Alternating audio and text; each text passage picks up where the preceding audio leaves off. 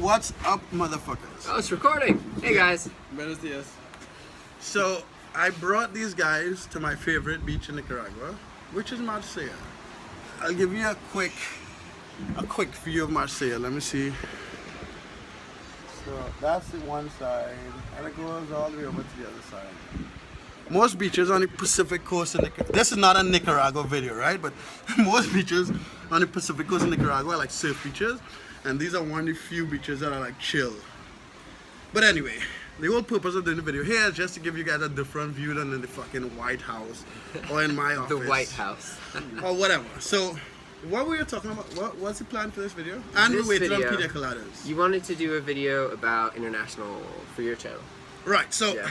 Jack and I did a video on drop shipping as an international drop shipper. So basically you based outside the US, but you drop shipping in the US, right? Because we did one for his channel and we didn't do one for mine. And we thought that we spoke about some stuff this morning that didn't come up in the video. So I'll actually put a link to the video on his channel in this description. And because we're trying to get, did you get to 2,000 yet?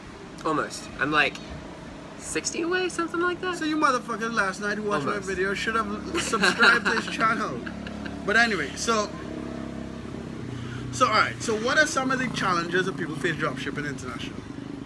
Let me just say before I continue, if you guys are international but you have the opportunity to get US, PayPal, eBay and banking, go that way.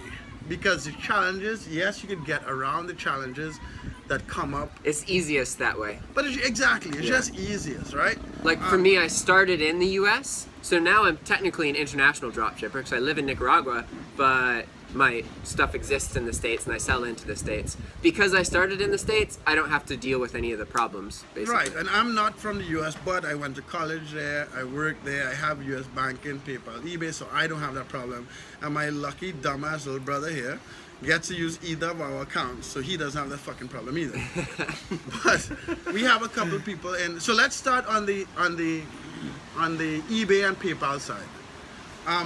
Carlos from Costa Rica. Some of the problems he was having was what, like? Yeah, so his issue was that he could use his Costa Rican PayPal, but there was a limitation on the amount of money he could take out of the PayPal account and put into his bank account. And it was something like $1,000 a month? Really? Or it was either $1,000 or 10 grand. I think it was 10. I think he could get it upgraded to 10, but it was actually 1. But yeah, no because comment. actually I know a couple of people in Trinidad who are in the Ashini who also could only withdraw 10,000 a month. Yeah. And that sucks because you could only technically make $1,000 if you work on a 10% margin, and you can't scale. Like you'll have to get another, and like you could only withdraw the money after 30 days. Ah, sweet.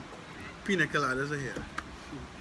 And I don't think it's just as simple as like with, because how was Carlos paying for the items? Right, so that's the other thing. So when he sells something, it still takes 30 days to take the money out, but then he'll use a credit card or some shit to pay for the items. Yeah. And then when he could finally take the money out, then he pays the credit card back. Yeah, so it's a bigger limitation. It's not as simple as, oh, you can just, let's say it's $10,000 a month. That doesn't mean, oh, you can only earn $10,000. If you could profit $10,000, that'd be okay. But it's like you can only use $10,000 to pay for the items you need to process, and that's a big obstacle. Like, yeah, because how much do you sell a month? Way more than 10,000, no? Not now. I think now I do like 20, 25. But still more than 10,000. Yeah, more than 10K. Yeah.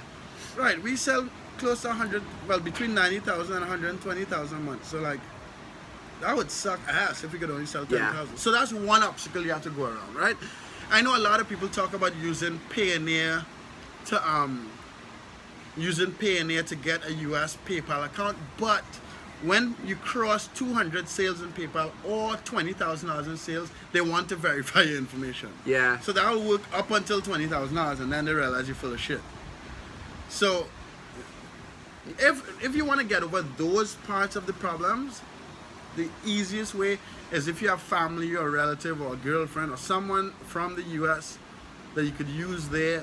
And you could even partner with someone. Like when I first started, I partnered with someone with a US PayPal account and eBay, and we split the profits, right?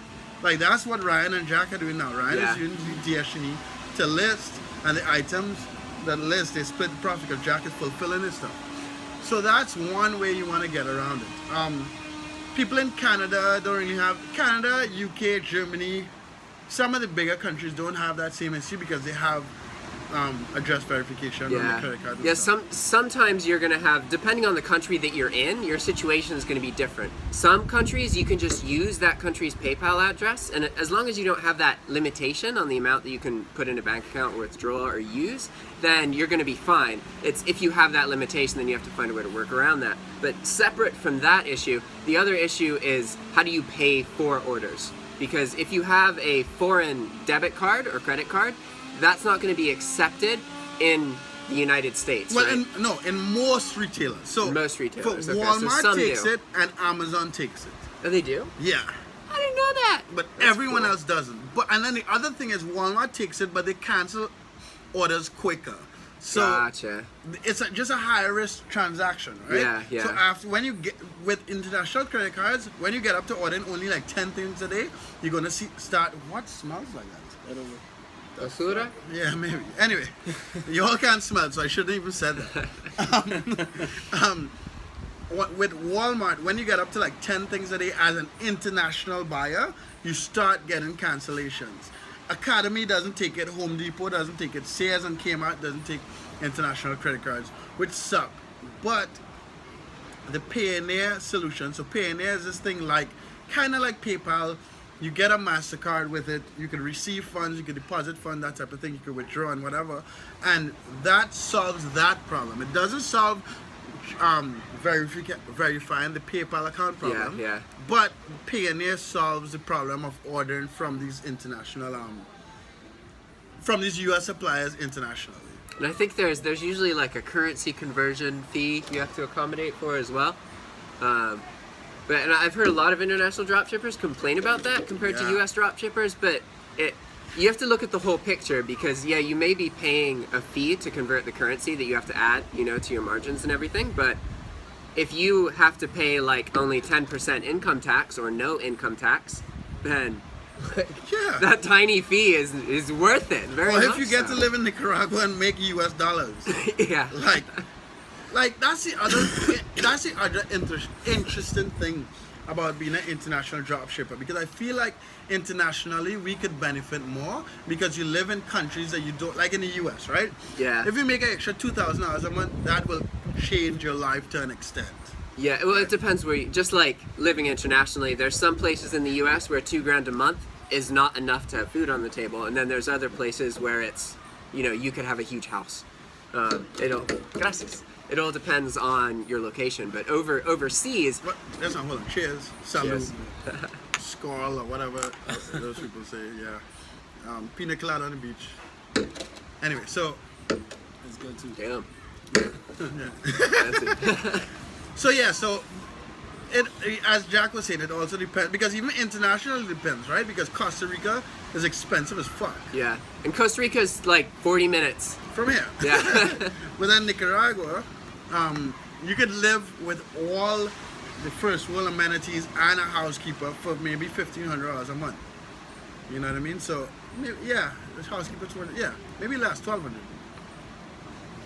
But yeah, anyway, so I just want to address kind of like go back and forth about international drop shipping, and I hope that any of you guys out there who are drop shipping internationally, please comment on the video, and maybe we could do a video with the three of us talking to you on Skype or something. Yeah. And record it, and we could share those challenges you guys out there have and figure out how we could help you solve those problems. Yeah, there's so many different issues that come up because there's so many different countries with different rules and regulations. It's hard to make like a definitive video about this topic because it's so broad.